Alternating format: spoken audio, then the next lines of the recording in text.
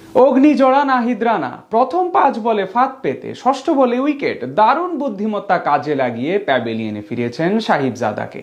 খানিক পরে আরেক ব্যাটারকে বোকা বানান দুর্দান্ত এক বাউন্সার দিয়ে। তার একের পর এক ডেলিভারিতে দিশেহারা পাকিস্তানি ব্যাটাররা। নাহিদ রানা ফাঁদে ফেলে ফারহানের উইকেট তুলে নেওয়ার ঘটনা এবং দুর্দান্ত বোলিং নিয়ে বিস্তারিত জানবো রিপোর্টে। নাহিদ রানার বোলিং দেখে মুস্তাফিজুর রহমান হাততালি দিচ্ছেন। এক প্রকার বিরল ঘটনাই বলা চলে এটি, যে মুস্তাফিজ নিজে উইকেট পেলেও তেমন উদযাপন করেন না, তিনি কিনা ছোট ভাই নাহিদ রানার বোলিং দেখে হাততালি দিচ্ছেন। এখান থেকে বোঝা যায় আজ কতটা অসাধারণ বল করেছেন নাহিদ রানা। এক কথায় দুর্দান্ত বলতে যা বোঝায় সেটাই দেখালেন তিনি।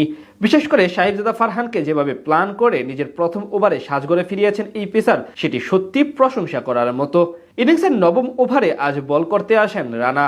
ততক্ষণ পর্যন্ত বেশ সাবলীল ব্যাট করছিলেন পাকিস্তানের দুই অভিষিক্ত ক্রিকেটার সাহিবজাদা ফারহান এবং মাজ সাদাকাত। সেই জুটিকে নিজের প্রথম বলেই এক প্রকারে ভীতি ধরান নাহিদ।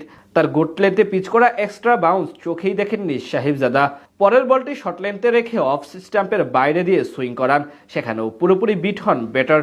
এভাবে প্রথম 5টি ডেলিভারি দিয়ে ব্যাটসম্যানকে অফ সাইডে তুলে মারতে উদ্বুদ্ধ করার চেষ্টা করেন এই পেসার, যার ফল পান সে ওভারের শেষ বলে। এবার তার শর্ট পিচ ডেলিভারি অফ সাইডে ড্রাইভ করতে গিয়ে ক্যাচ তুলে দেন সাহিবজাদা। সেখানে পয়েন্টে দাঁড়িয়ে দুর্দান্ত এক ক্যাচ ধরেন আফিফ হোসেন, আর প্রথম উইকেটের পতন ঘটে পাকিস্তানের। সেখান থেকে শুরু নাহিদ রানার আগ্রাসী মনোভাব। এরপর প্রতিটি ওভারেই প্রতিপক্ষ ব্যাটারদের রীতিমতো ঘুম হারাম করে দিয়েছেন তিনি। 12তম ওভারে পুনরায় আক্রমণে এসে তৃতীয় বলে 140 কিলোমিটার বাউন্স ছুড়েন। সেটি জায়গায় দাঁড়িয়ে পুল শট খেলতে গিয়ে সোজা ক্যাচ তুলে দেন ব্যাটার শ্যামল হোসেন।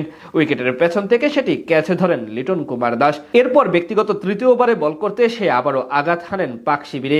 এবার তার শর্ট লেন্থের ডেলিভারি উড়িয়ে মারতে গিয়ে আউট হন 18 রান করা ওপেনার মাজ সাদাকাত। রানার নেওয়া সবচেয়ে দৃষ্টিনন্দন উইকেটটি ছিল মোহাম্মদ রিজওয়ানের। তার শর্ট লেন্থে পিচ করা ডেলিভারি দারুণভাবে সুইং করলে সেটি ডিফেন্সিভ পুশ করতে গিয়ে উইকেটের পেছনে ক্যাচ তুলে দেন রিজওয়ান, যেটি অসাধারণভাবে ঝাঁপিয়ে পড়ে তালুবন্দি করেন উইকেট কিপার লিটন কুমার দাস। খানিক পরে সালমান আলী আগাকেও কোমর বরাবর বাউন্স দিয়ে বোকা বানান এই পেসার। তার বল লেগ সাইডে ঘুরাতে গিয়ে শট মেনে থাকা তামিমের হাতে ক্যাচ তুলে দেন সালমান।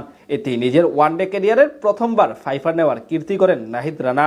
এমনভাবে প্রত্যাবর্তন কয়জন করতে পারেন? দীর্ঘদিন পর জাতীয় দলে ফিরেই বুঝিয়ে দিলেন নিজের সামর্থ্য ও প্রতিভার কথা। যে পাকিস্তানকে বলা হয় পেস বোলারদের কারখানা, প্রতি বছর কারিগরি পেসার প্রডিউস করে তারা, তাদের বিপক্ষে বাংলাদেশি একজন ফাস্ট বোলারের এমন আধিপত্য বুঝিয়ে দেয় কতটা অসাধারণ ছিলেন রানা। তার এমন তোপে পড়ে আজ পুরো 50 ওভার টিকতে পারেনি সফরকারীরা। অন্য প্রান্ত দিয়ে মিরাজ ও তাসকিন নিয়মিত বিরতিতে উইকেট নিতে থাকলে অল্পতেই গুটিয়ে যায় তারা। ফলে এখন চালকের আসনে বাংলাদেশ ক্রিকেট দল।